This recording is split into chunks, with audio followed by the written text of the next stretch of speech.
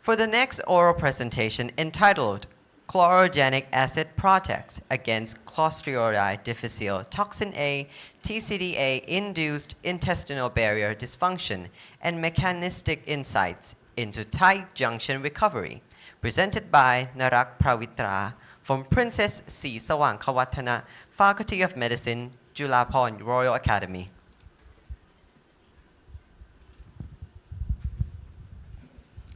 Hello everyone, so I'll be starting my presentation, starting with the infection. It's very common worldwide as well as in Thailand, mostly found in hospitalized patients with antibiotic exposure. The main virulence factors are toxin A, induced intestinal barrier disruption, and toxin B as cytotoxin. In this case, since we'll be focusing on toxin A, I'll explain the mechanisms for that. Let these be our intestinal cells with tight junction, and this is our toxin A. Toxin A can enter the cell, causing tight junction disruption and increased permeability. At the same time, it can also recruit neutrophils and cytokines, increasing inflammation and increasing permeability even more. That's why if we were to target toxin A, it can be used as potential treatment. And previous studies did find that coffee pulp extract can stimulate tight junction through SIRT1 mechanism. This can be used as a potential new drug, but at the same time, the mechanism and the agent is still unknown. So that's why this study objective will be looking at how chlorogenic acid can affect intestinal tight junction dependent barrier function and the underlying mechanism of action. First, to assess intestinal barrier function, we seeded CACO2 cells into transpo plate, cultured for 17 days, then we treated with toxin A with or without CgA. Then we measured the TER in real time, and here's the results. Decreased TER can imply a decrease in barrier function, and in this case, it's decreased with toxin A, but maintained with toxin A with CgA. But we're not sure if this barrier function reflects tight junction, ion channels, or the epithelial cell barrier. That's why we repeat again with intestinal epithelial permeability assay, using the same CACO2 cells with FITC dextran as paracellular marker. We measured molecules of two sizes. In this case, the 4 kilodalton molecules are specific for paracellular leak with tight junction loss, while the 70 kilodalton molecules are specific for epithelial cell loss or apoptotic cells. And then we measured the solutes that managed to pass through. Here's the results on the right. There's little to no 70 kilodalton molecules, only having the 4 kilodalton molecules when there's toxin A administration, but somewhat decreased with CgA administration. So this implies it's done paracellularly through tight junction disruption. But we're not sure if the CgA maintenance of TER is done through protection, which is preventing it from entering the cell in the first place, or through recovery after toxin A-induced tight junction disruption. So we test again with calcium switch to ensure tight junction loss without inflammation or infection. We measured the TER again along with the permeability assay, and here's the results. It shows that the CgA dose-dependently increases TER, suppressing the leak pathway, so it's done through recovery. But we're not sure the specific mechanism for this. Here's the 6 common signaling pathways for tight junction assembly. Since we're not sure which one CgA affects, we'll repeat the calcium-free solution again with CgA along with the inhibitors for each one here. The results show that with CgA, the TER still managed to recover after the calcium-free switch.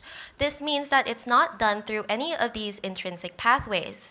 Previous studies did mention that SIRT1 is a possible pathway, so we repeat again with Sirtuinol as inhibitor, and it showed marked decrease in recovery with the presence of Sirtuinol. To ensure that it's really done through the SIRT1 pathway, we confirmed by knocking out SIRT1 gene with CRISPR-Cas9. For the mechanism of CRISPR-Cas9, we designed the guiding RNA using Synthego, then delivered it into the cell using lipofectamine CRISPR-Max protocol. Then there, it forms a complex formation ready for PAM scanning, binding to our SIRT1 gene. Then it forms an R-loop formation and induces a conformational change. There, the Cas9 makes near blunt double-stranded breaks of the SIRT1 gene, then the DNA is repaired through non-homologous end joining. We confirmed that the SIRT1 gene was knocked out using Sanger sequencing and Western blot. With this new set of cells, we repeated the methodology from before. I compared the before and after here for you. In the wild type, there's recovery of tight junction with TcdA, while in the knockout, there's failure to recover tight junction with TcdA. Repeating again with immunofluorescence here. In the wild type, it shows that there's tight junction recovery with TcdA, while in the knockout, there's failure to recover. To conclude, we can conclude from this that chlorogenic acid can induce tight junction assembly through SIRT1 dependent mechanism. This is relevant because it's important for potential development as supplement for co-administration in long-term antibiotic regimen to lower the severity of C. difficile infections. And let's say we manage to develop it through animal testing and clinical trials, we can also address the economic potential in bringing value to coffee pulp, which is usually discarded during coffee bean processing. It also helps with the environment since we'll be lowering agricultural waste.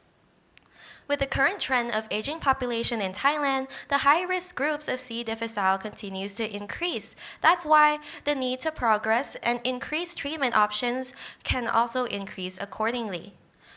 That concludes my presentation, and I would like to acknowledge my advisors, my lab senior, and my co-author, along with the scholarship funding below. Thank you for listening.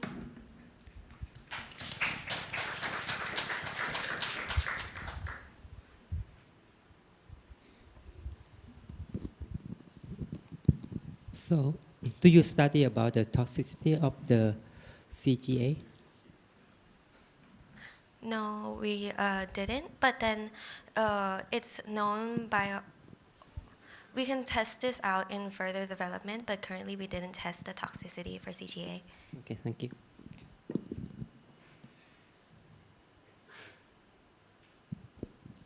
Can you show the mechanisms again, how the toxins, toxin A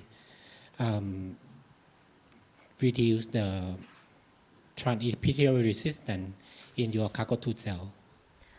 What is the mechanism that this toxin do? The toxin A, I'll repeat it without the slides then. Toxin A can bind to the Rho GTPases within the cell, which disrupts the actin polymerization, which can decrease cell integrity in the structure, as well as causes tight junction disruption. Okay. And if you go back to the transepithelial resistant result, what happened in the first 4 hours? Why it takes quite some time until you can measure here after, 240 minutes? It takes a while for the toxin to enter into the cell. So here, you see it take like 6 hours. So what is the process of first 6 hours here that the toxin have no effect at all? The toxin A actually starts affecting after around 120 minutes, which is 2 hours. And within that time, it needs time to cause tight junction disruption. So the tight junctions that's already between the cells needs time to go away. At the same time, it also needs time to enter the cell too. And what is the role of SIRT1 in anti-junction in normal cell? In normal cell, it's responsible for activating or deactivating the gene that can stimulate tight junction. And did you characterize the phenotype of your knockout cell, how it affect the phenotype of functions of tight junction in knockout cell line? Yes. How the tight junction is expressed or functions compared to normal cell without knockout? In the knockout, without the SIRT1 gene, we're not sure the specific mechanism, whether it signals for the tight junction to assemble or to be rebuilt anew. But here in our trial results, it shows that with the CGA-induced SIRT1 tight junction assembly, it managed to recover even within a few hours. So it kind of suggests that the mechanism for SIRT1 tight junction assembly is by inducing the tight junctions that's already in the cytoplasm to assemble between the cells. At the same time, it can also be the one signaling for tight junction synthesis as well, but we're still not sure of this, and it's something we want to investigate going forward. Have you observed any difference in baseline resistance between normal and knockout and SIRT1 knockout? Is there any change in baseline resistance, or the tight junction is not affected at all with the knockout cell? There is some differences in the baseline resistance. I'll let you see the IF results here. It's a bit more disorganized in the knockout, but there is clear effects of whether it manages to recover afterwards or not.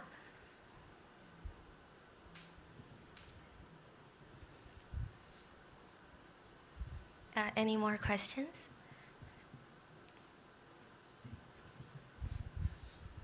Thank you.